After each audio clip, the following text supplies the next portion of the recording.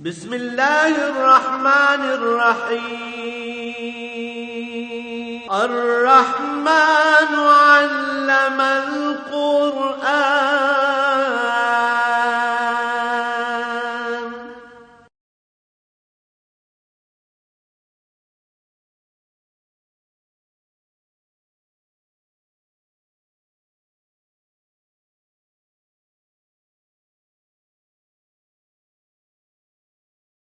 الحمد للہ رب العالمین والصلاة والسلام علی حبیبہ محمد وآلہ وصحبہ اجمعین اعوذ باللہ من الشیطان الرجیم بسم اللہ الرحمن الرحیم وما علی الرسول الا البلاغ واللہ یعلم ما تبدون وما تکتمون قل لا یستوی الخبیث والطیب ولو اعجبک کثرۃ الخبیث فاتقوا اللہ یا اولی الالباب لعلکم تفلحون اللہم سبحانک لا علم لنا الا ما علمتنا انک انت العلیم الحکیم مولایا صلی وسلم دائما ابدا علی حبیبک خیر الخلق کلہم۔ اس آیہ کریمہ کا سادہ سا ترجمہ یہ ہے کہ اللہ کے رسول کے ذمے اللہ کی بات کو اللہ کے بندوں تک پہنچانا ہے۔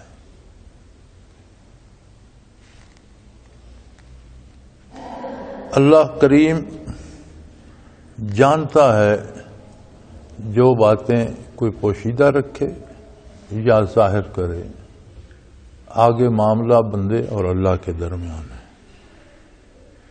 اور فرمایا میرے حبیب ان لوگوں کو یہ بتا دیجئے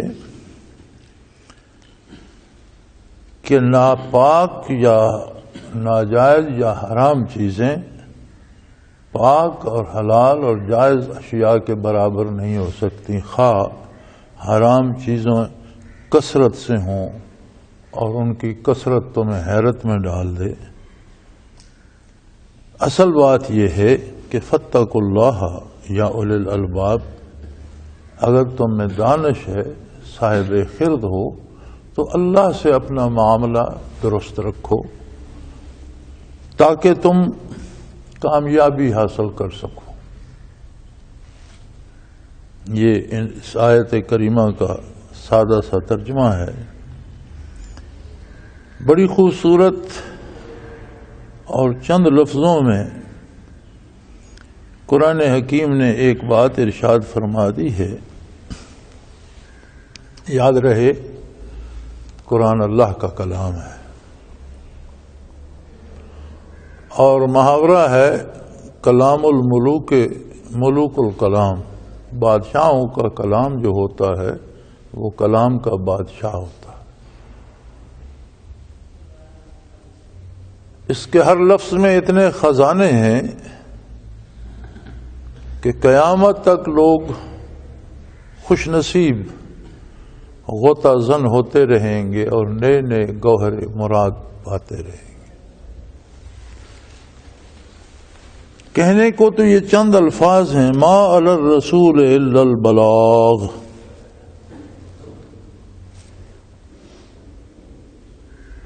اللہ کے رسول کے ذمے یہ ہے کہ وہ اللہ کی بات اللہ کے بندوں تک پہنچا دے، یہ رسالت کی ذمہ داری ہے۔ اب ان چند الفاظ کے اس چھوٹے سے جملے کو دیکھیں اور ایک ایسی ہستی کا تصور کریں کہ جس کی زندگی کا ہر لمحہ پوری انسانیت کے لیے رہنمائی کا سبب بن جائے۔ دنیا میں بڑے بڑے دانشور بھی ہوئے، فلاسفہ بھی ہوئے، بڑے بڑے لوگوں نے غور و فکر بھی کیا، کام کرنے کے انداز دریافت کیے، چیزیں بنائیں، مخلوق کو ان کا فائدہ حاصل کرنے کا طریقہ بتایا، لیکن یاد رکھو ہر چیز ہر ایک کے لیے نہیں بن سکی۔ کسی ایک ملک میں اگر قوانین بنے ہیں تو وہ دوسرے ملک میں ناقابل عمل ہیں، ان پر عمل ممکن نہیں ہے۔ کسی ایک ملک میں ایک چیز استعمال ہوتی ہے، دوسرے ممالک کی اپروچ اور حیثیت سے ہی باہر ہوتی ہے۔ یہ کون تھا صلی اللہ علیہ وآلہ وسلم؟ اللہ کا ایک ایسا بندہ جس کے شب و روز میں، جس کی حیات طیبہ میں، جس کے ایک ایک لمحے میں ایک ان پڑھ چرواہے گڈریے سے لے کر حاکم وقت تک کے لیے ہر ایک کے لیے رہنمائی موجود۔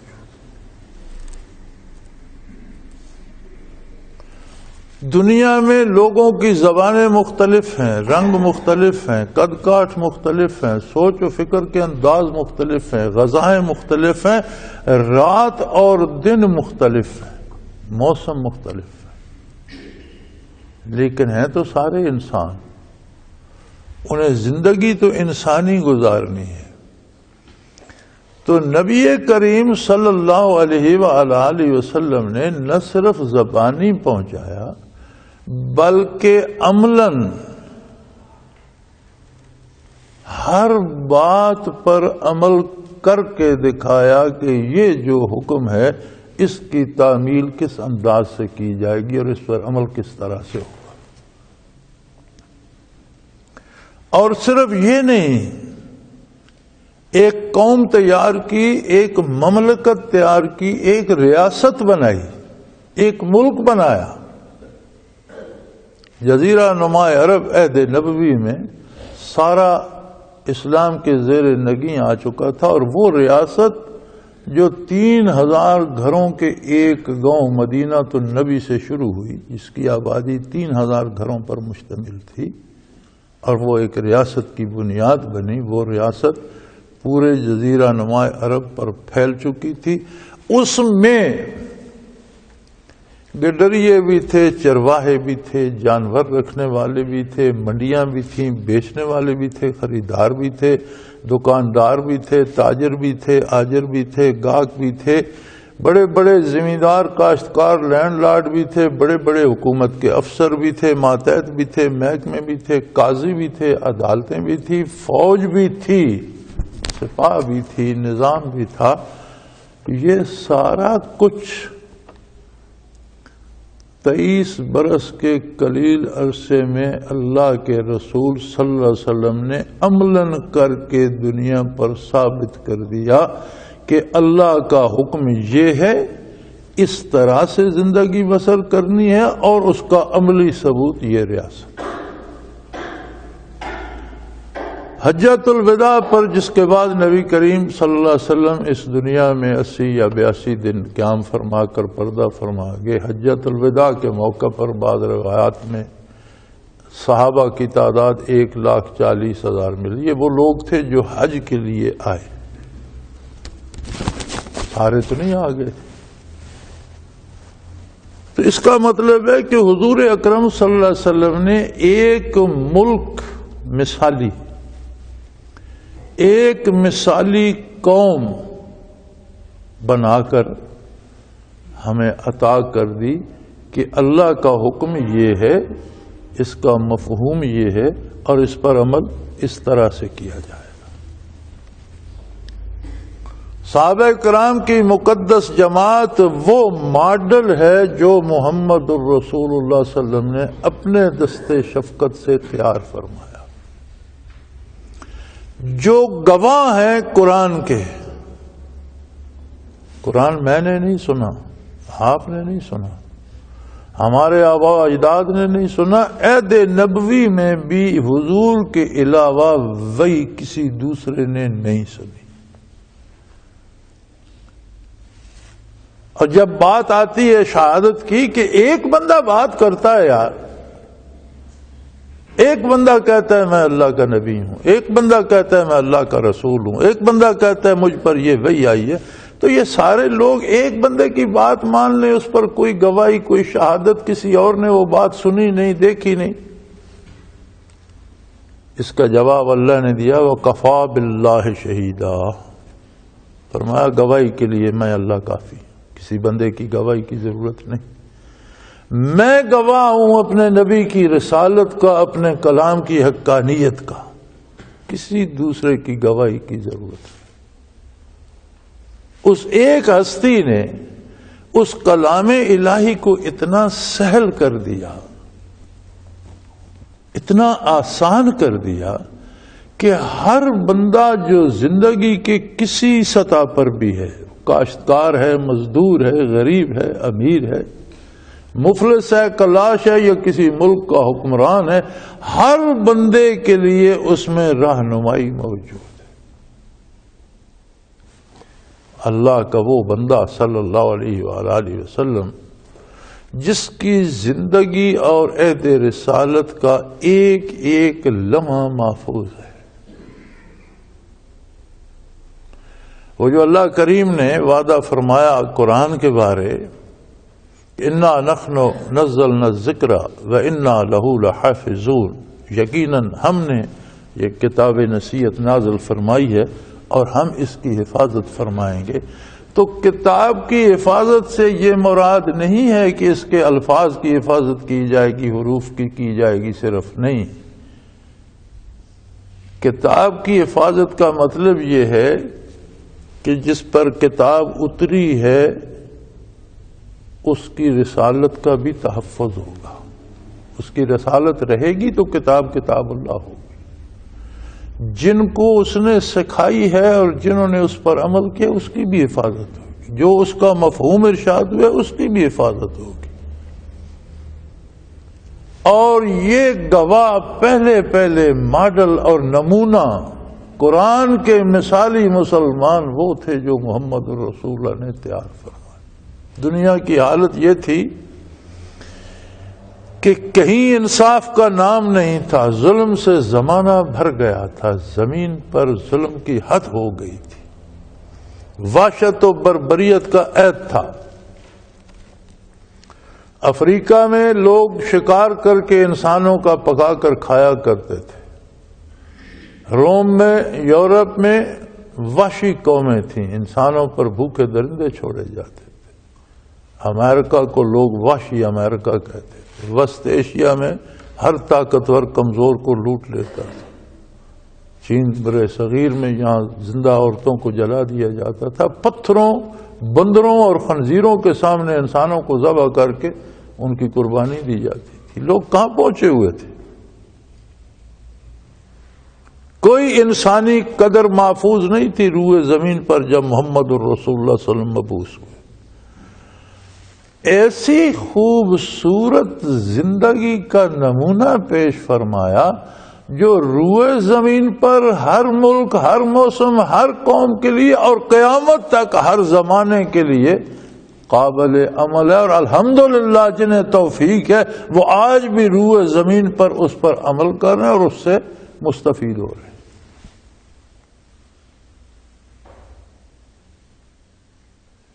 یہ معمولی بات نہیں تھی۔ وما علی الرسول الا البلاغ، اب بلاغ پہنچانا بہت وسیع معنوں میں ہے۔ ہمارے آج کے علماء بھی کہتے ہیں تبلیغ بہت ضروری ہے، اور ہم بھی کہتے ہیں تبلیغ بہت ضروری ہے، لیکن تبلیغ کا طریقہ کار کیا ہے؟ کیا یہ تبلیغ ہے جو آج ہم کرتے ہیں کہ ایک چلہ چھوڑ کے 3 سال بھی تبلیغ پہ لگاؤ، واپس آؤ تو اپنا عمل ویسا ہی ہے جیسے گئے تھے یا اس سے بھی بدتر ہو جاؤ، اپنے اندر تبدیلی نہ ہے؟ تبلیغ کیا ہوگی؟ نبی صلی اللہ علیہ وسلم نے جو تبلیغ فرمائی وہ یہ تھی کہ اللہ کا حکم سنایا، خود اس پر عمل کیا، جو اپنے ساتھ تھے ان سے اس پر عمل کروایا، اس کے نتائج سامنے آئے۔ ایک بکھری ہوئی قوم، خانہ بدوشوں کی قوم، لوٹ مار کرنے والوں کی قوم، ایک ایسی قوم جس کے ایک طرف کسرا بیٹھا تھا اور ایک طرف قیصر بیٹھا تھا، دنیا کی دو سپر پاورز بیٹھی تھی، کوئی انہیں اپنی ریاست میں شامل کرنے کو تیار نہیں تھا، نہ وہ کسرا شامل کرتا تھا اپنی ریاست میں، نہ قیصر کرتا تھا۔ کیوں؟ بھوکے لوگ ہیں، ریتلا اور اجڑا ہوا ملک ہے، کوئی چیز اس میں اگتی نہیں ہے، ان کے پاس کھانے کو کچھ ہے نہیں، لڑتے ہیں، لوٹ مار کرتے ہیں، ہم شامل اپنی ریاست میں کریں گے تو الٹا ان کو پالنا پڑے گا، ان سے ہمیں کیا ملے گا؟ انہیں اپنی حکومت میں شامل کوئی نہیں کرتا تھا۔ حضور نے باہر سے بندے درآمد تو نہیں کرائے، ایسا نصاب زندگی دیا، اور صحابہ کرام نے بھی ماننے کا حق ادا کر دیا۔ یعنی مزے کی بات یہ ہے کہ بتانے کا حق، پہنچانے کا حق اللہ کے نبی نے عطا کر دیا، اور ماننے والوں نے ماننے کا حق عطا کر دیا کہ زندگی کا ہر لمحہ اس طرح وقف ہو گیا جس طرح محمد الرسول اللہ نے فرمایا۔ ایسے لگتا ہے جیسے اللہ نے جنہیں لوگ جاہل، لٹیرے اور اس طرح کے لقب دیتے تھے، ان میں ایسا خمیر رکھا تھا، ایسا مزاج رکھا تھا، اس طرح سے بنائے تھے کہ یہ میرے نبی کی رفاقت کا حق ادا کریں گے۔ وہ لوگ اس مقصد کے لیے بنائے گئے تھے، they were manufactured for the purpose،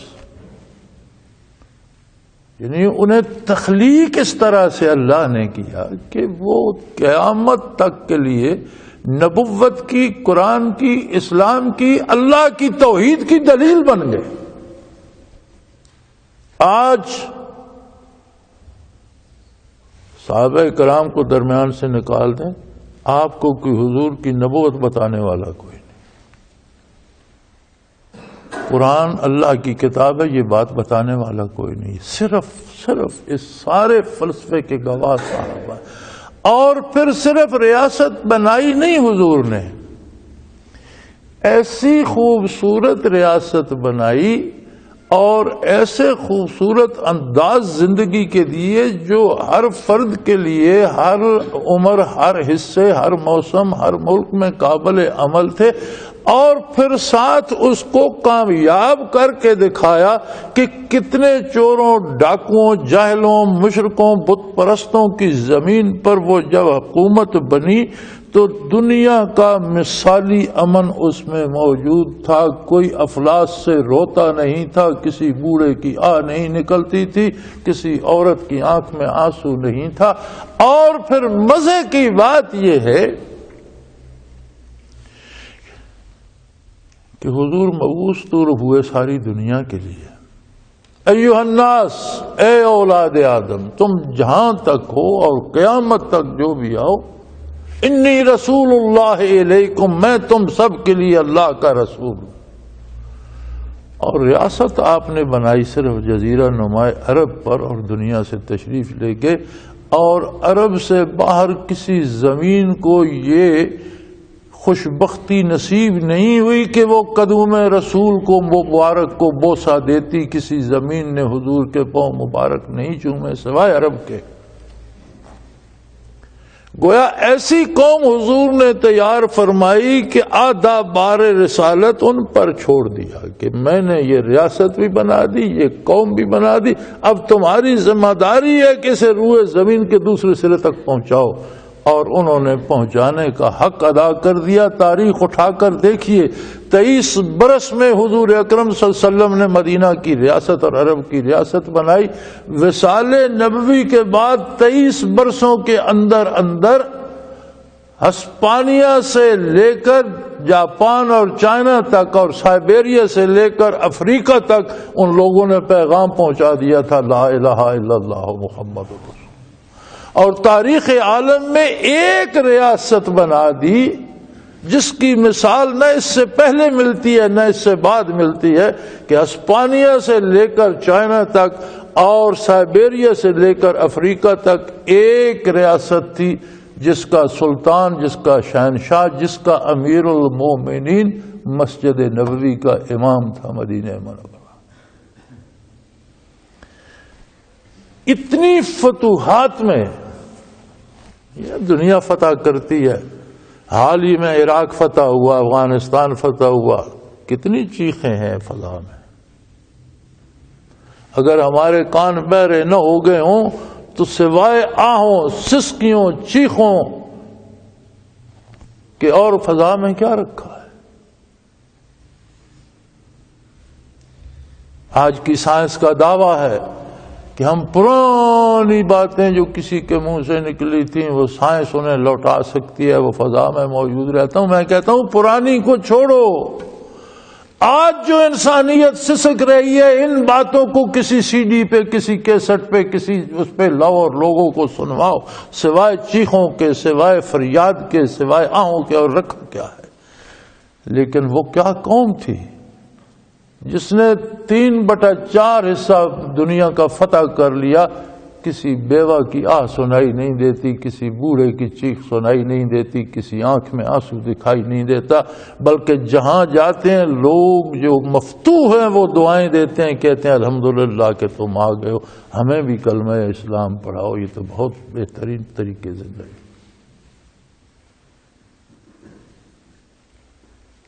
یہ ہے کہ تبلیغ جو اللہ کے رسول نے ادا فرمایا، اور اللہ نے فرمایا میرے حبیب پر میری بات کا پہنچا دینا۔ یار چھوٹا سا جملہ ہے، چھوٹا سا، لیکن یہ کتنا وسیع ہے۔ میرے بھائی، ہم بڑے نیک اور پارسا بنے ہوئے ہیں، ہمیں لوگوں کی پیشوائی کا دعویٰ ہے، ہم سمجھتے ہیں ہم بڑے بزرگ ہیں۔ کیا ہم میں یہ جرأت ہے کہ اپنے 24 گھنٹے کوئی لمحہ اپنی اولاد یا گھر والوں سے نہ چھپائیں؟ کوئی ہے ایسا بندہ؟ میاں بیوی تو ہمراز ہوتے ہیں نا، بیوی سے کیا پردہ ہے مرد کا؟ کوئی ایسا مرد مجھے بتائیں کہ جو اپنے 24 گھنٹے میں کوئی بات بیوی سے بھی نہ چھپائے۔ اتنا آسان کام نہیں ہے۔ بچوں سے بھی چھپانی پڑتی ہیں باتیں، بیوی سے بھی چھپانی پڑتی، لیکن وہ کیا ہستی تھی کہ جس کی زندگی کا ہر لمحہ ساری انسانیت کے لیے امین بن گیا اور سب کے سامنے آ گیا کہ حضور سوئے اس طرح، حضور جاگے اس طرح، حضور نے نوش اس طرح فرمایا، حضور نے کھانا اس طرح کھایا، حضور اٹھے اس طرح، حضور بیٹھے اس طرح۔ زندگی کا کوئی لمحہ پوشیدہ نہیں ہے، پوری زندگی کتاب کی طرح سامنے ہے۔ کیا آسان کام؟ بندہ اپنے آپ کو سامنے رکھ کے دیکھے۔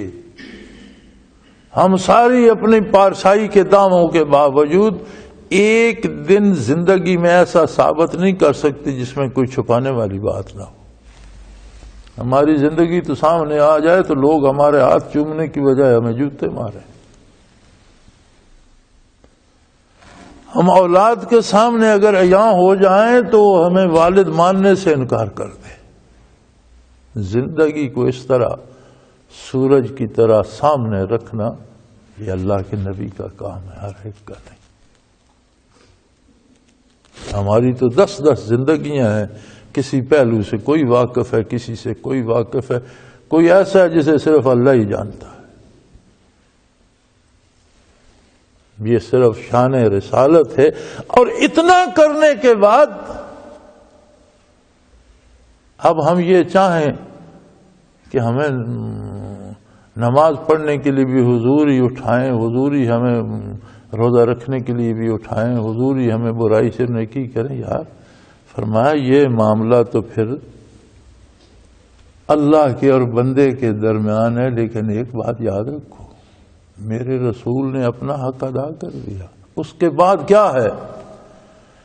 واللہ یعلم ما تبدون وما تکتمون، اس کے بعد تم ہو اور تمہارا اللہ ہے، وہ ہر شے جانتا ہے، جو تم ظاہر کرتے ہو وہ بھی، اور جو تم چھپ کر کرتے ہو، تم دنیا سے چھپ سکتے ہو، اس سے چھپے ہوئے نہیں ہو۔ اب یہ تمہاری پسند ہے کہ تم میرے نبی کے ارشادات کو اختیار کرتے ہو یا خواہشات نفس کے پیچھے جاتے ہو۔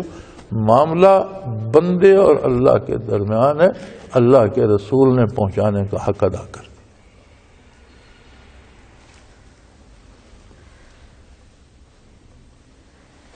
پھر بڑے خوبصورت انداز میں انسانی کمزوری کو اجاگر فرمایا قرآن حکیم نے کہ انسان کثرت مال پہ بڑا حریص ہے۔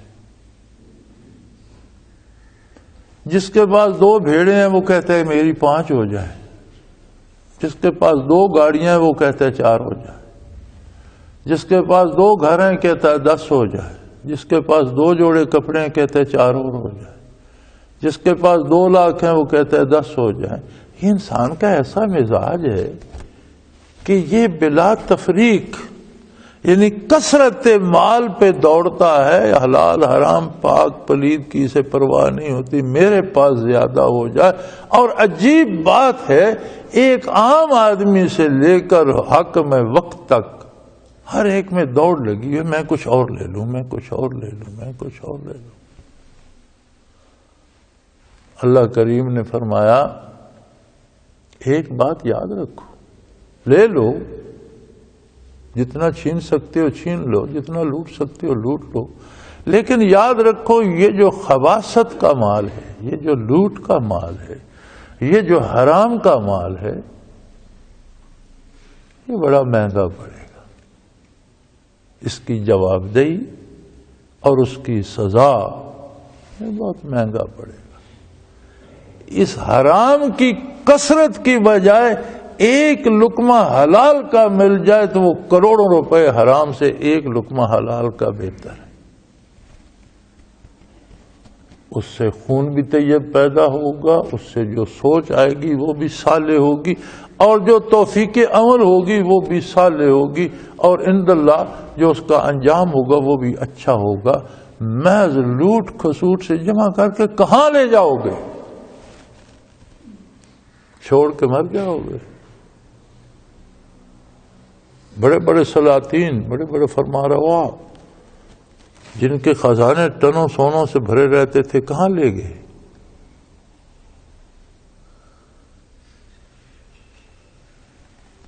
آج تو پتہ نہیں ہم کیوں دیکھتے نہیں، ایسے ایسے نشان عبرت موجود ہیں۔ میں ایک دفعہ لاہور گیا، ہمارے ایک ساتھی ہوتے تھے، اللہ ان کو بخشے اور ان پر رحم فرمائے، فوت ہو گئے لاہور کے۔ وہ مجھے کہنے لگے مقبرہ جاگیر پہ جانے۔ میں نے کہا کیا کریں گے یار؟ کہ نہیں مجھے شوق ہے جانے میں۔ چلو چلتے ہیں۔ وہ لے گئے، مجھے بھی ساتھ لے گئے۔ مقبرہ جہانگیر پہ ہم نے یہ دیکھا، بہت بڑا مقبرہ ہے، بڑا انداز تعمیر ہے، بہت سب کچھ ہے، بڑا چکا اندر قبر ہے، سنگ مرمر ہے، آیات لکھی ہیں، سب کچھ ہے۔ لیکن ایک ایسا حکمران بنگالہ سے خیبر تک اور ہمالیہ سے دکن تک، جس کی حکومت و سلطنت تھی، جس کے اشارے ابرو پر سلطنتیں، ریاستیں، حکومتیں بدل جاتی تھیں۔ سکول کے بچے، اس وقت یہ ٹن نہیں تھے، بوتلیں ہوتی تھیں، یہ سوڈے اور پیپسی وغیرہ کی بوتلیں لے کر قبر پہ ٹانگیں لٹکا کے بیٹھ کر اپنا پی رہے تھے۔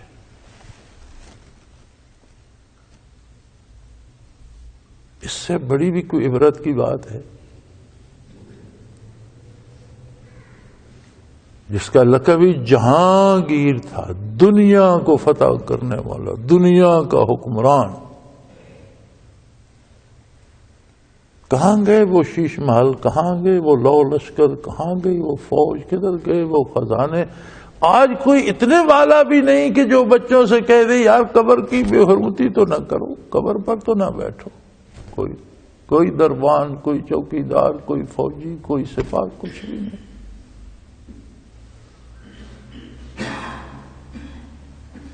اور وہیں اللہ کے بندے ایسے پڑے ہیں جن کے پاس نہ ملک تھا، نہ حکومت تھی، نہ خزانہ تھا، نہ لو لشکر تھے، 24 گھنٹے ان کی قبروں پہ بیٹھے لوگ تلاوت کر رہے ہیں، قرآن پڑھا جا رہا ہے، اللہ سے دعائیں کی جا رہی ہیں، اللہ کا ذکر ہو رہا ہے، نہ حشمت نہ سبب۔ کوئی قبر کی بے حرمتی کر کے تو دیکھے، نہ ان کا تنخواہ دار ملازم ہے، نہ کوئی سپاہی ہے، نہ وہ اس دنیا میں ہے، لیکن کوئی سوچ بھی نہیں سکتا کہ اس قبر کی بے حرمتی کریں۔ کیا گنج بخش علی الحجویری رحمۃ اللہ علیہ بھی وہیں دفن نہیں ہے؟ وہ کہاں، کون سی گارڈ وہ چھوڑ گئے تھے، کون سی حکومت چھوڑ گئے تھے، کون سا خزانہ چھوڑ گئے؟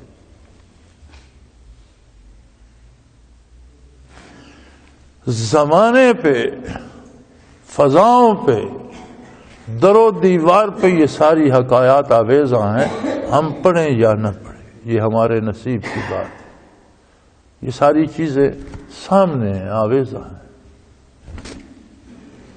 تو فرمایا یاد رکھو میرے رسول کے ذمہ تھا بات پہنچانا، انہوں نے پہنچانے کا حق ادا کر دیا۔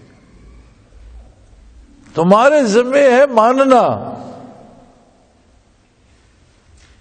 اور یہ سوچ لو کہ تمہاری کوئی بات اللہ سے چھپی ہوئی نہیں ہے،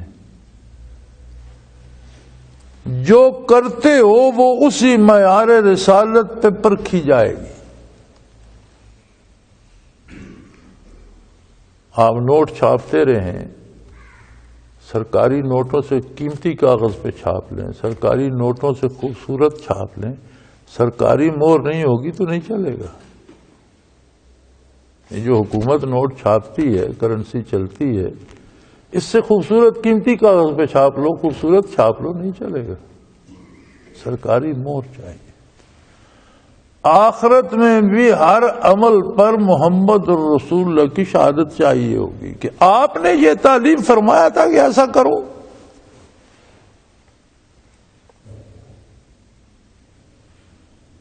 فَكَيْفَ إِذَا جِئْنَا مِن كُلِّ أُمَّةٍ بِشَهِيدٍ وَجِئْنَا بِكَ عَلَىٰ هَٰؤُلَاءِ شَهِيدًا۔ میدان حشر میں جب دفتر عمل پیش ہوگا تو گواہی چاہیے ہوگی محمد الرسول اللہ کی کہ میرے حبیب تو نے جو پہنچایا تھا دین، تو نے جو تبلیغ کی تھی، جو تو نے سکھایا تھا، اس بندے کے اعمال اسی کے مطابق ہیں، وہ مہر ہے اس پر۔ نہیں ہوگی تو زندگی کا سارا کیا دھرا کھوٹا سکہ ثابت ہو۔ نقلی سکہ بنانے کا جرم الگ ہوگا۔ تو ہمیں دیکھنا یہ ہے، یہی بات اللہ کریم یاد فرما رہے ہیں کہ قُل لَا يَسْتَوِي الْخَبِيثُ وَالطَّيِّبُ۔ خبیث وہ ہے جس سے حضور نے روک دیا، اور طیب وہ ہے جو حضور صلی اللہ علیہ وسلم نے کرنے کا حکم۔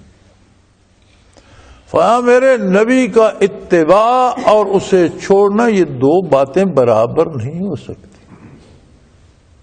تم بغاوت کرنا چاہو کر لو، کہاں تک کرو گے، کہاں تک بھاگو گے؟ ایک دن بارگاہ الوہیت میں پکڑے ہوئے آؤ گے، جواب دینا پڑے گا، اس سے تو نہیں بھاگ سکتے۔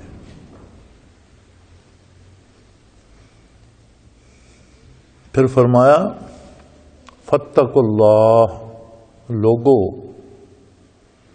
کم از کم اللہ سے معاملہ صحیح رکھو،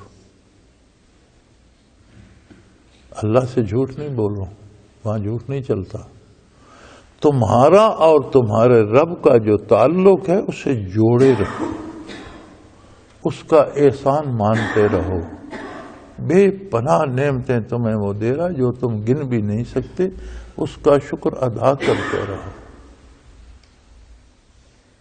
یا اولی الالباب، اگر تمہاری خرد، تمہاری عقل سلامت ہے تو یہی کام کرو۔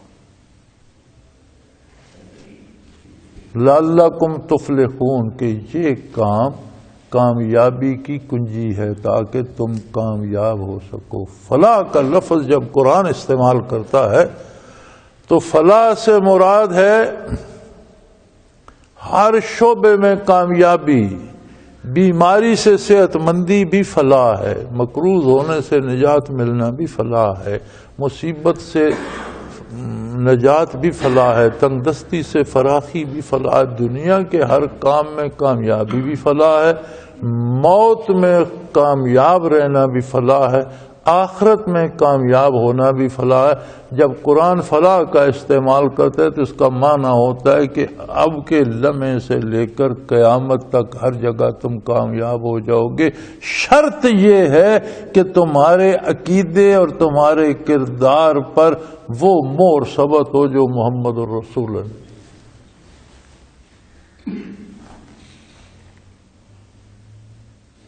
اب کائنات کی اس انسانیت کا جو عہد نبوی سے لے کر قیامت تک آئے گی، اگر سب کی نجات دنیاوی فلاح اخروی فلاح، آج ہم کہتے ہیں یہ ہمارے ساتھ بڑی زیادتی ہو رہی ہے، حکمران ہمیں لوٹ لیتے ہیں اور بھوکے ہمیں قتل کرتے ہیں، عجیب تماشا ہے، جن کے پاس دولت ہے بختور ہیں وہ حکومت میں آ جاتے ہیں اور مزید لوٹتے ہیں، اور جو بھوکے ہیں وہ زیادہ مفلس جو ہوتے ہیں وہ ہمیں قتل کرتے ہیں۔ ہم تو دونوں طرف سے مارے جا رہے ہیں، بم پھٹ رہے ہیں، نہ مسجد محفوظ ہے، نہ عبادت گاہیں محفوظ ہے، نہ گھر محفوظ ہے، نہ بازار محفوظ ہے۔ عجیب بات ہے، تھانے میں جاؤ تو بندہ قتل ہو جاتا ہے، کچہری میں بندہ پیش کرنے کے لیے لے گئے قتل ہو گیا۔ کمال ہے، کہاں کون سی جگہ محفوظ ہے؟ عدالتوں میں قتل ہو رہے ہیں، تھانوں میں قتل ہو رہے ہیں، بازاروں میں قتل ہو رہے ہیں، دکانوں میں مارے جا رہے ہیں۔ یہ کیا ہو رہا ہے ہمارے ساتھ؟ یہ وہی ہو رہا ہے جو ہم اللہ کے رسول کی تعلیمات کے ساتھ کر رہے ہیں،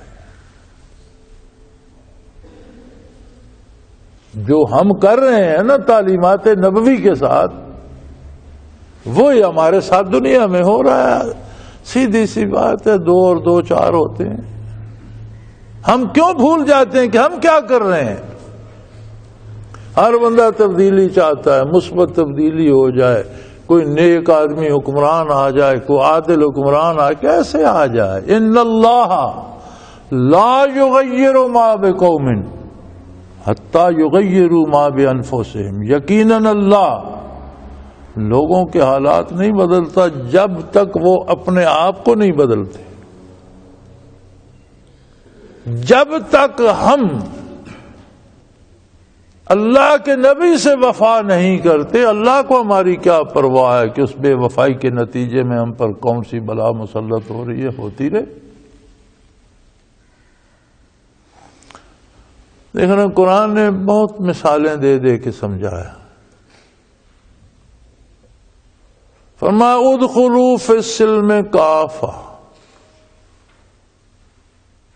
ایک قلعہ ہے، اس میں حفاظت کے لیے فوج بھی ہے، پہرے دار بھی ہیں، دروازے بھی ہیں، اندر داخل ہو جائے محفوظ ہو جاتا ہے۔ لیکن جو بندہ ایک ٹانگ اندر رکھ لے ایک باہر رکھے، اب باہر کی ٹانگ بھیڑیے کھا جائیں تو شکوہ قلعے والوں سے کرے گا؟ فرمایا اسلام میرے نبی کا پہنچایا ہوا دین ایک قلعہ ہے۔ ادخلوا فی السلم کافہ، سارے کے سارے اس کے اندر آ جاؤ، اٹھنا بیٹھنا کھانا پینا جینا مرنا ہر کام اس کے اندر، اس کی حد کے اندر لے آؤ، تم محفوظ ہو۔ اب تم کہتے ہو میں قلعے کے اندر ہوں، رہتے باہر ہو، تو بھائی باہر جو مصیبت آئے گی وہ تو تمہیں بھگتنی پڑے گی۔ کہنے سے تو نہیں ہوتا جب تک اٹھ کے اندر داخل نہیں ہوتے۔ ہم کہتے ہیں لا الہ الا اللہ محمد رسول اللہ، ہم مسلمان ہیں، کھاتے حرام ہیں، سود کھاتے ہیں، جھوٹ بولتے ہیں، چوری کرتے ہیں، بدکاری کرتے ہیں، ایک دوسرے کو قتل کرتے ہیں، یہ کیا مسلمانی ہے ساری؟ یہ بازاروں میں جا کے گولی چلا دینا، بم بلاسٹ کر دینا، بے گناہ جن لوگوں کو آپ جانتے ہی نہیں ان کو قتل کر دیتے ہو، کیا کون سی مسلمانی؟ وہ مجھ سے پوچھنے لگے ایک دن یہ میڈیا والے، جی یہ خودکش حملوں کے بارے آپ کی کیا رائے ہے؟ میں نے کہا عجیب لوگ ہو یار، خودکشی حرام ہے، اپنے آپ کو مارنا شرعاً حرام ہے، تو اپنے ساتھ اور لوگوں کو مارنے کا جواز کہاں سے پیدا ہو گیا؟ اور وہ بھی بے گناہ معصوم جنہیں آپ جانتے ہی نہیں، انہیں مارنے کی کیا تک بنتی؟ یہ کیوں ہو رہا ہے؟ ہم عجیب لوگ ہیں، ہم کاشت کرتے وقت تو جو کاشت کرتے ہیں، اور فصل اٹھانے کے وقت ہمیں امید ہوتی ہے کہ گندم ہونی چاہیے۔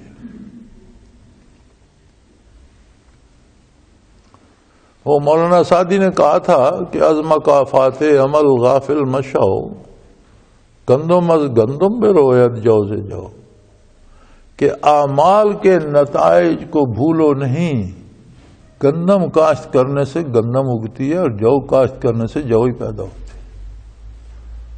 یہ اللہ کا نظام ہے، کارگہ حیات ہے، اس میں مقافات عمل ہے، یہ ہمارا کردار ہے جو ہمارے سامنے آ رہا ہے۔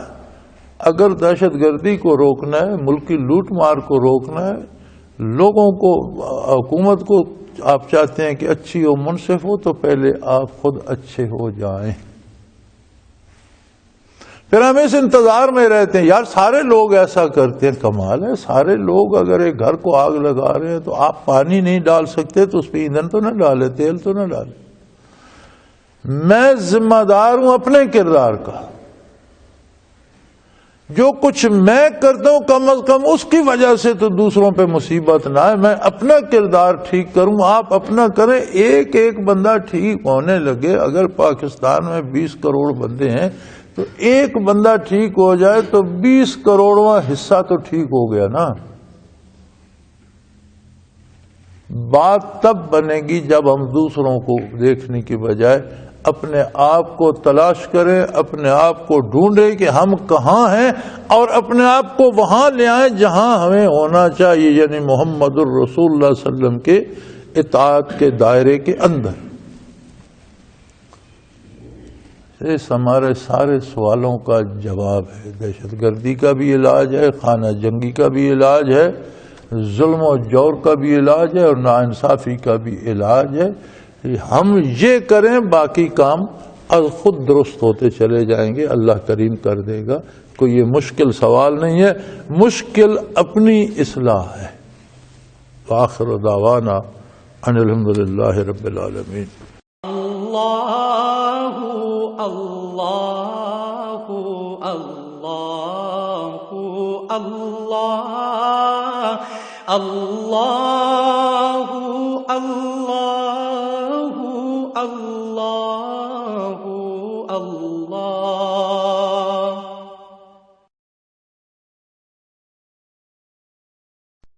حضرت امیر محمد اکرم آوان مد ذلہ العالی دارالعرفان منارہ ضلع چکوال میں سالہ سال سے قرآن و حدیث کے اوپر خطابات کر رہے ہیں اور سلسلہ نقشبندیہ اویسیہ کے مطابق لوگوں کو ذکر الہی کی تربیت دے رہے ہیں۔ وہ قرآن پاک کی تفسیر ترتیب وار بیان کر رہے ہیں۔ تفسیر قرآن کو وہ موجودہ ملکی اور بین الاقوامی حالات کے مطابق بیان کرتے ہیں۔ موٹر وے سے کلر کہار کے انٹرچینج سے نکلتے ہوئے، کلر کہار کی جھیل سے ہوتے ہوئے، میانی، بوچھال اور نور پور سے گزرتے ہوئے دارالعرفان منارہ پہنچ سکتے ہیں۔ حضرت امیر محمد اکرم آوان نے بچیوں اور بچوں کی دینی اور دنیاوی تعلیم کے لیے سقارہ اکیڈمی کے نام سے ایک درسگاہ بھی قائم کی ہے، جس کا افتتاح ملک پاکستان کے صدر جنرل محمد ضیاء الحق نے اپنے دست مبارک سے کیا تھا۔ وہ تمام احباب جو اسلام کی طلب رکھتے ہیں ان سے گزارش ہے کہ دارالعرفان منارہ ضلع چکوال میں امیر محمد اکرم آوان صاحب کے خطابات سے مستفید ہوں۔ وہ ہر جمعے کو نماز سے پہلے بیان فرماتے ہیں۔ ہر ماہ کی پہلی اتوار کو ماہانہ اجتماع ہوتا ہے جس میں آپ خصوصی خطاب فرماتے ہیں اور پاکستان کے چاروں صوبوں سے احباب اس اجتماع میں شرکت کرتے ہیں۔ اس کے علاوہ یہاں سال میں 2 مرکزی اجتماعات بھی ہوتے ہیں، ایک رمضان المبارک میں اعتکاف کا اجتماع اور دوسرا جولائی اور اگست میں 40 دن کا اجتماع ہوتا ہے جس میں روحانی تربیت کی جاتی ہے۔ اپنا خون سیماب دے کر اتنا ہم کر جائیں گے، نام آقا کا چمن میں پھر رقم کر جائیں گے۔